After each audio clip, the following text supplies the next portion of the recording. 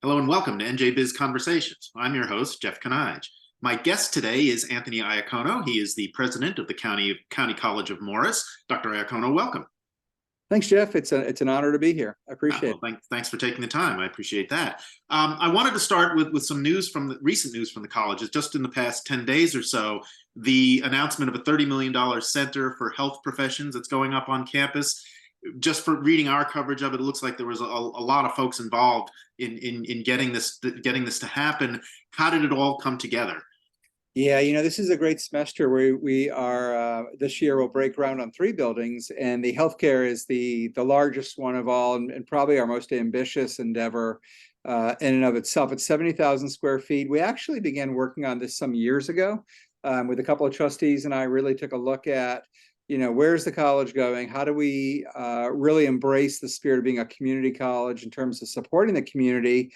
And one of those areas most certainly is the healthcare professions itself. Sure. So we work very, very closely with Morristown Medical Center, Atlantic Health, and other healthcare facilities in the region. We know that they're growing substantially and continuously need more medical professionals at all levels, right? In our case, we train probably about half of the nurses who work in the communities and about 90% of the radiography and respiratory assistants. We train paramedics. That's a special program we built with Atlantic Health, and then we've got a number of other programs that wrap around it. But although the idea was conceived some time ago, the funding didn't quite show up. The priorities of the state changed a little bit. And so we shifted and actually got funding to build our manufacturing center, which has gone exceedingly well to support our manufacturing industry throughout this region of Northwest Jersey. But happily, about a year or so before the pandemic hit, Senator Joe Panaccio called me up and said, there's a huge shortage of dental assistants, dental hygienists, and so forth. Could the college run these programs? And our answer was yes. But I remember saying, I'd have to put the dental chairs out in the parking lot. I said, why? I said, we're completely out of space in our healthcare areas. And he said, what do you need? I said, we would need a building. And frankly, we have tremendous healthcare programs. Our pass rates on the national licensure exams that students have to take before they work is abnormally high to the national averages. The feedback we get from medical providers is exceedingly strong, but largely we're teaching in retrofitted classrooms. We'd really like to have a healthcare facility that is designed specifically to teach students who want to go into these professions and in an integrated manner, the way hospitals work. So, with all credit to Senator Panaccio, he built a bipartisan coalition that was heavily supported by Senator Bucco, Senator Oroho, Senator Paul Sarlo. At one time, I think Senator Sweeney was on there as well. And then Senator Scuteri came on, and the governor and his staff also supported, recognizing the overwhelming need. And that these are wonderful careers, right? They're very high paying, family sustaining wages. But as we sometimes say, we're all living a little bit longer, but we need a little extra medical support to make that possible in a way that we're comfortable and satisfied with. So, it's a kind of an everybody wins on this. But without Senator Panaccio and without those other senators who really worked very hard together to make it happen, we would not have this coming toward us. So we're excited. Here's yet another great example of what we've been doing in the past 7 years, creating more public-private ventures. The manufacturing building was built with county and state funding, and then the manufacturers outfitted the entire interior with all the equipment. Okay. And we're hearing positive things from the medical community that they'll be big supporters of what's going inside the building as well. So. Okay. Well, that's interesting. I want to talk about the manufacturing center in a second, but first, just back to this one. I was going to ask you when I talk to CEOs, leaders in the healthcare industry, when I ask them what their biggest challenges are, almost always number one is staffing. And I was going to ask you whether that was the impetus for this. It sounds like it pretty much was. Yeah. It really is, right? Because again, you take an organization like Atlantic Health that's just growing leaps and bounds and provides exceedingly high quality care. But to do that, they do need a significant increase in medical professionals at almost every level in nearly all professions. Now, obviously, we're a community college. We don't train the medical doctors, the surgeons, right, the anesthesiologists, but we do really, really excel with RNs and other positions around that. And for every reason, we know we can do dental hygiene, dental assisting exceedingly well. also. So we're confident in what we do and do it really well. We do our very best to work with partners and great support from the community, and all those stars just lined up, making this very, very possible. Okay. Now, I was just looking across the kinds of subjects that you're going to be teaching, the kinds of skills. It looks like a pretty wide array. Does that represent an expansion of the kinds of things that you're going to be teaching that you're able to do with the new building, or you've been doing that all along? It's just going to be a nicer place to do it in? Well, it'll definitely be a nicer place, right? But it's also just the approach of, rather than teaching students for a certain program in one room, we'll be able to bring students together so they can work in an integrated manner. Because when you go to the hospital, you're going to have nurses, you have doctors, you may have, depending on the issue, a radiographer, a respiratory therapist, and they're all working together. So it lets us do that more easily and better than we have in the past.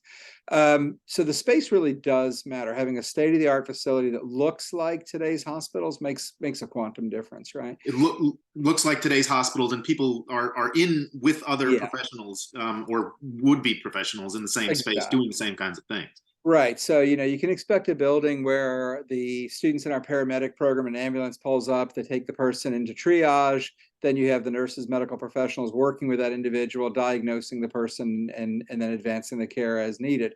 So yeah, it lets us do those kind of things. It also will allow us to grow the programs, because we're space bound right now, and that's not very helpful to the medical profession. They need more, not less. And so those are two biggies. But yes, we'll be able to, with more space, bring new programs in, like sonography and other things that, frankly, we're out of space. We can't do now. And for our medical centers to do the very best work, they really do need professionals at all levels. So yeah, we're going to be able to offer new programs and better space, more reflective of today's, professional facilities, in a way that lets them actually work the way they're going to be working when they graduate from County College of Morris. Okay. All right. And you did mention the manufacturing center. That's the Advanced Manufacturing and Engineering Center. It opened almost exactly 3 years ago, in November of 2020.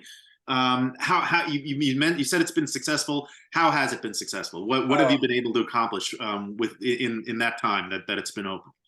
Yeah, that's gone so well. I wish we had another one side by side with that one, right? And so they're going full steam, 5-6 days a week. They're going nights and so forth. But the beauty is, and we're building this the same way, is we really sat down with the manufacturer saying, what do you need? And how can you support us, and how do we do a better job of meeting those needs? So we, in listening to them, they were very, very supportive in developing curriculum. They wrote a lot of huge checks, donated a lot of tremendous state-of-the-art equipment, and then agreed to give internships, apprenticeships, and hire those students, and then give us feedback. Where are we doing really well when they arrive and at their places of employment? Where do we need some additional support? So it's a continuous process that's gone exceedingly well. But we're able to do a lot of things we never could do before. We didn't offer welding before. Our welding is 5 and 6 days a week now. Every manufacturer needs welders, right? Some of the really advanced things like automation, robotics, we weren't offering that before, and now we're able to move forward with those kind of programs. But our boot camp program alone, that was funded through a United States Department of Labor grant, means every 8 weeks there's a new cohort of machinists going out into the work world, and our partners in the manufacturing industry are clear about, hey, we'd rather you do the essential training with them, and then they have a clear understanding of what manufacturing is. They've got the basic skills. We'll do the specific detailed training. Okay. But they like that, rather than they take somebody off the street, do it, and then the person decides in 8 weeks, I don't really like manufacturing, I don't want to be a man. Right. We'll absorb that level of risk and opportunity, and so that partnership's really flourished. When you look at that, also, I mentioned a few minutes ago, we're breaking ground on 3 buildings this year. Right. It's actually a continuum of 4 workforce partnership buildings. The manufacturing building was first, in partnership with that industry. And then we just broke ground on the Morris County Vocational School District's building, which is a career building. Students will have a variety of choices: healthcare, technology, manufacturing, and a few others. So they'll be earning high school and college credits simultaneously, industry credentials simultaneously. And then we've got, alongside of that, we'll be breaking ground this Friday on our Center for Entrepreneurship and Culinary Science, which is in partnership with the Morris County Chamber of Commerce and other chambers, supported by the county government and state government, but also with private businesses.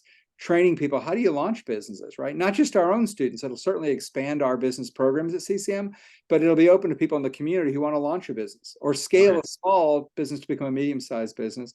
And then, of course, the last one that we'll break ground on late next spring is the healthcare facility. So it's a very different road we're taking, but it's reflective of where the economy's at, what do our communities need, et cetera. And so it's really a continuum of 4 buildings designed to really give people opportunities they've never had and really be a bigger economic engine for Morris County and all of Northwest Jersey. Okay, and the entrepreneurial center. I mean, that it seems to me that that's probably not the kind of thing most folks think county college would offer, and so that really does represent a departure. It sure does, right? We've been asked for years, could we build an incubator? And the chamber was asked, could they build an incubator? And incubators are an entity themselves. They do involve a certain amount of risk, a great deal of capital. Sure. So ours really is not an incubator. It will provide, the chamber will provide a entrepreneurs in residence, a speaker series. So it'll allow just community members who want to build businesses to learn, this is what you need to do. Here's how you write a business plan. Here's the mechanics of funding, employment issues, a whole myriad of things you'd need to know to launch a business. And now for our students, it'll expand our current business program, and then it brings the two together, right? Our students will have an opportunity to work with business owners. We expect to see a substantial increase in internship opportunities for those students. We'll be expanding our culinary program and creating the Center for Hospitality Arts and our culinary and hospitality arts, basically. So we're launching a new center within that to train executive chefs, because we see it. Hey, we see it as consumers. We go to restaurants; they're all hiring, they're all understaffed, and we love our restaurants. We just have one great one after another. So we'll continue doing what we do in the culinary program, but we'll scale it to really meet the needs of today's restaurants. And then you think about, so with the Center for Entrepreneurship, which is open to businesses to host events in, we'll be hosting a lot of events there. The culinary students have an opportunity to work with those events also. So students are going to get a lot of hands-on experience, a lot of internship abilities, working alongside industry professionals. So big win-win, basically. Okay, all right. And just getting back to manufacturing for a moment, the college has a really good reputation. I mean, I've talked to manufacturers a lot, and the college really is highly thought of. I think mainly because of efforts like the ones you're describing. The New Jersey Manufacturing Extension Program added you to their honor roll at Manufacturing Day earlier this month. What did that mean to you? What does the recognition mean, and what does the relationship with MEP mean to the college? So MEP is a great partner for County College of Morris. We really have a wonderful relationship, and in fact, they had a great deal to do, as did our Morris County Chamber of Commerce, in even getting the building. Right. At the time, John Kennedy was leading NJMEP, and they hosted some of their events right here. That brought a lot of manufacturers to CCM to see what we were capable of, and gave us an opportunity to really hear from them. It also brought New Jersey's Manufacturing Caucus to CCM, where they had a chance to hear from the manufacturers, and they wanted to know, well, what do you need to get the workforce that is required?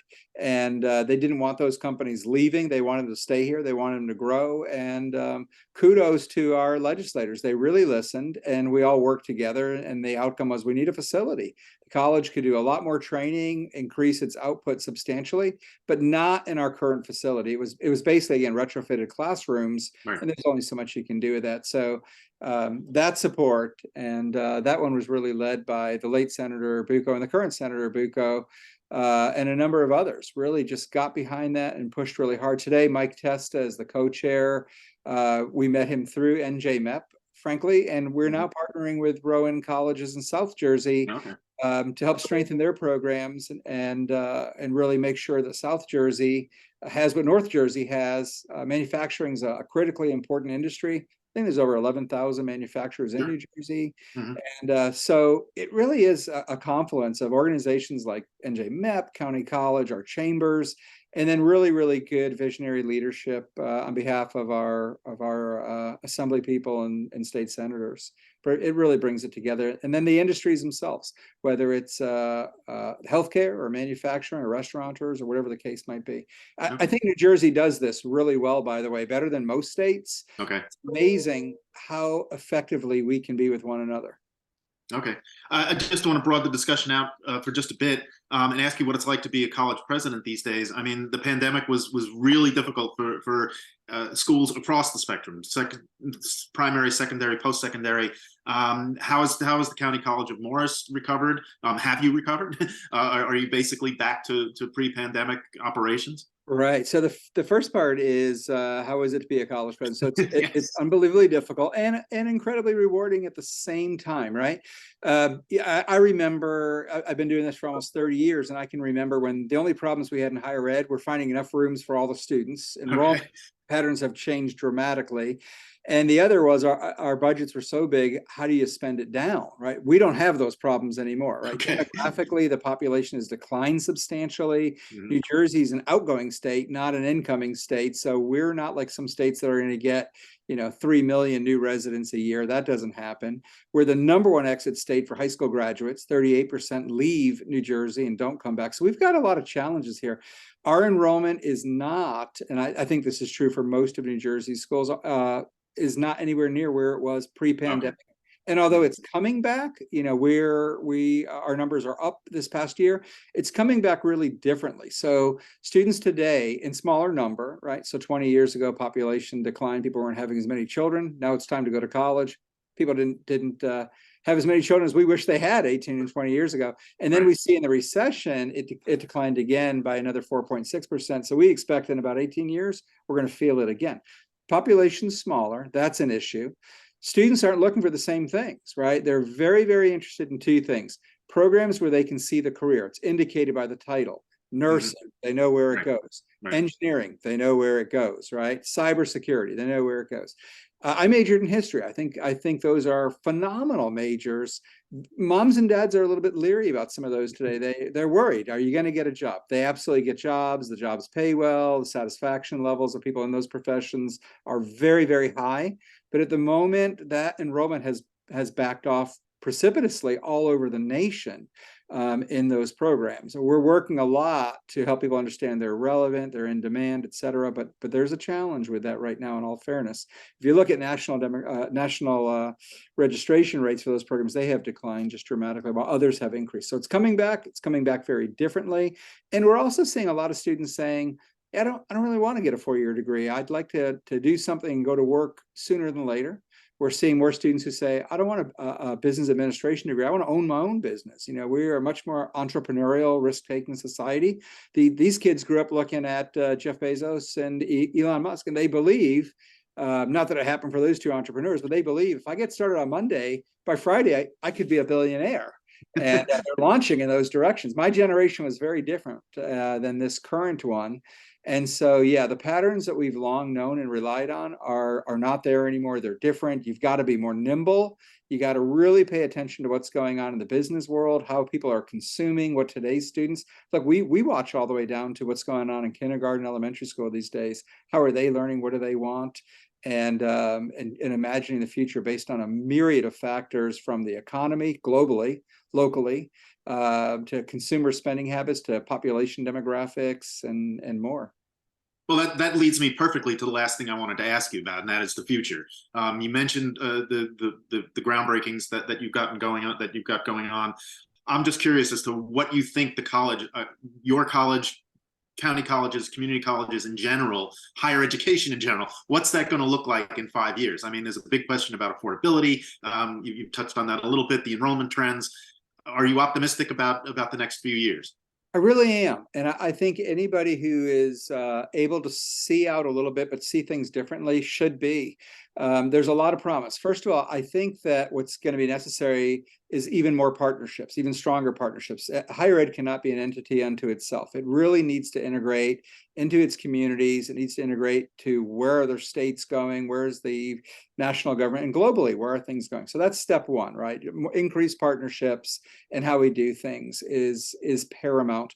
Also, technology is now moving faster than anybody get their heads around. We're sitting on the very, very dawn of AI. That's going to be, whether you like it or don't like it, completely transformational, right? And you Right. remember when the internet came out, some people lost their minds. I remember some of my fellow academics going, "This will ruin everything. People won't use the card catalog anymore." Oh dear God. Well, it's true. Nobody uses it, right? Right. Yeah. What's that? Yeah, but in so many ways, it has profoundly changed the world, how we all live. We can't imagine not streaming, not having an internet to jump onto. An AI will profoundly change the way we all live, work, and play also, right? So Okay. we need to be prepared to embrace the technologies of tomorrow, not to try to shun them or imagine. There was a time people thought, well, let's regulate the internet.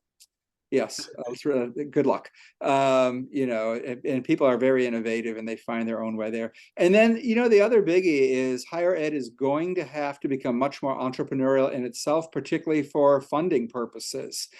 States don't fund the way they once did. Right. We have had to, at my school and many others, take a more entrepreneurial spirit, which is not entirely bad. It's forged a lot of partnerships, and we're really just having to pay more attention, not only to what we think we should be doing, but what do others think we should be doing? How do we meet those needs and demands? So the future is bright. It's humongous. Look at the students who are showing up. Wow, they're coming to us in ways in very good ways, we never could have imagined. My generation didn't show up going, actually, I already own my own business. I know I'm only 18 years old and I want to take this thing global, right? Okay. But here they are. I mean, that used to be the legends of Bill Gates and Steve Jobs in a garage. Right. Now it's an everyday occurrence. That's exciting to have the opportunity to work with students. We're a community college, so the pandemic put over 1 million Americans out of work. Right. A lot of those people went back to their local community colleges. Our population soared with older students who didn't want to just upskill. They wanted to switch careers entirely, do something that they'd always dreamed of. And so I think the role of community college is vital. It's vibrant. And our future looks very, very good if we're willing to make the changes that we know we need to anyway. Okay. Well, that's a good place to leave it. I hope you'll come back and talk to us a little bit more about those changes and how they're going. I'd be absolutely thrilled to. And again, hey, we rely on NJ Biz. It guides our future as well. So thank you for the work that you're doing. Oh, well, thank you. Anthony Iacono, president of the County College of Morris, thank you very much for your time. I really appreciate it. I enjoyed it. Thank you so much. And thank you all for watching. Until next time, stay safe, everyone.